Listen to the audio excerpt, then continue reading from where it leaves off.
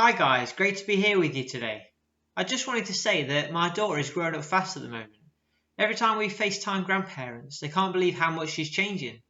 They joke about saying next time they get to see her, she'll be walking and talking. And it makes me start to think, now she's growing up, maybe it's a time to get her interested in the things that I was when I was younger.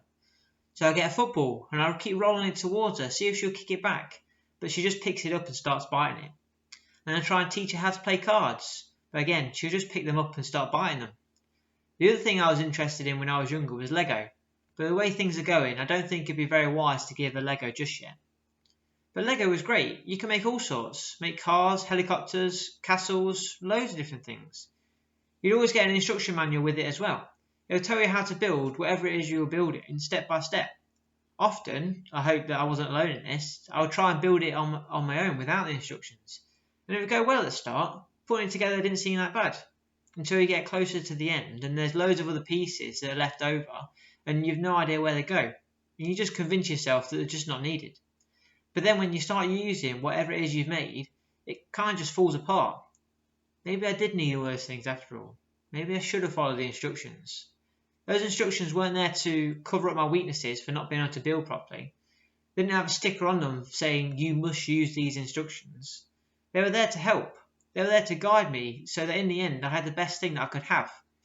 Maybe you see where I'm going with this. As we continue with 1 Peter, we start to read about a living stone. And the living stone is Jesus. It says in the passage that Jesus is the cornerstone. And for those of you who know anything about building stuff, will know that the cornerstone is a vital part. It's used at the start and it's there to make sure you have a sturdy base and that when you've finished it doesn't all fall apart. The passage goes on to say from verse 5 that we are being built into a spiritual house to be a holy priesthood, offering spiritual sacrifices acceptable to God through Jesus Christ. Sometimes when we read the Bible, it can feel like an instruction manual, that we have to follow this to the letter, no matter what. But the Bible isn't like that. Just like the instructions for the Lego, you don't have to follow them. You can go your own way. But the Bible says, much like the instructions, that if you want the best outcome in the end, if you want that car, that helicopter, that castle to not fall apart, then it would be a good idea to follow them. If you want to live life to the fullest, have a place in heaven, then it is Jesus you need to follow. And Jesus is the cornerstone, the firm foundations that we can build our life on.